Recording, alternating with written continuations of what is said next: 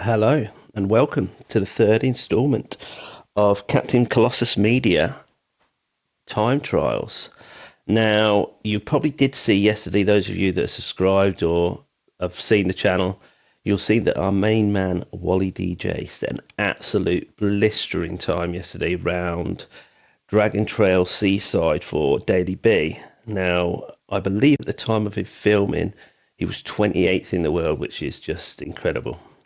But for today, I thought I'd have a go at Daily C round Daytona Road Course. Now, currently, as it stands, I am currently 321st in the world, which for me is pretty damn good.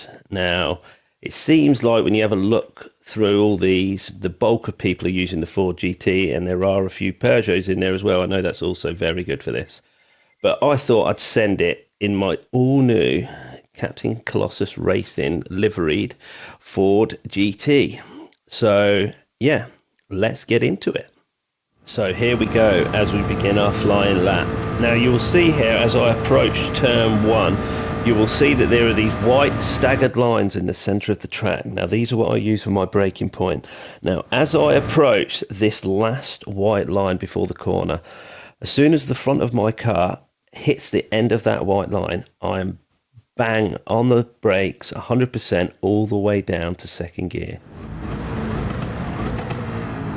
Now you'll see I took a very wide entry into this corner. That allows me to turn in as tight as I can to these tyres you'll see there on the left hand side of your screen. Now I exit this corner in second, but you may have noticed I'm running a little bit of traction. I'm running traction 1 currently, because this car for me is a real pig to drive and I really struggle keeping it on the straight and narrow. So for me, I just run it on traction 1, but for those running traction 0, you may prefer to exit this corner in third gear. It just keeps the car in tow and you may get a better exit than what I'm doing. Now you're flat out all the way through this section in this little mini chicane here until you get to this point here. Now you'll see there as you approach turn 2, you'll see that there are these 3 black boxes with 321 on them. Now as soon as the right hand side of my car is right next to box number 1, I'm hard on the brakes 100% all the way down to first gear, and then midway through the corner I short shift to second, keeping the car as tight as I can to the curb.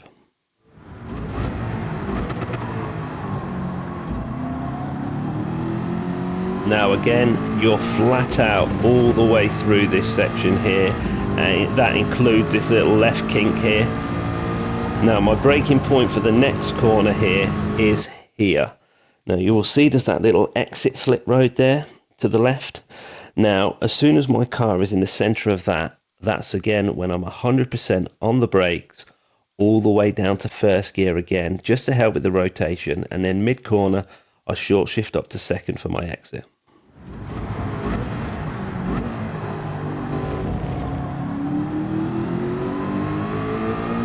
So you're flat out all the way down here until you get to here.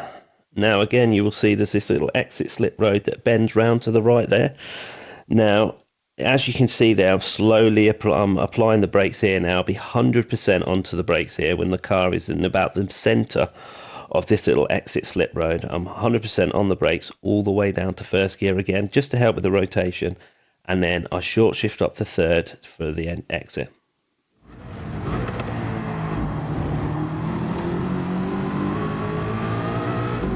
Now for this first bit of straight here, I'm flat out all the way. Now I tend to keep the car tucked in on these yellow lines as much as I can.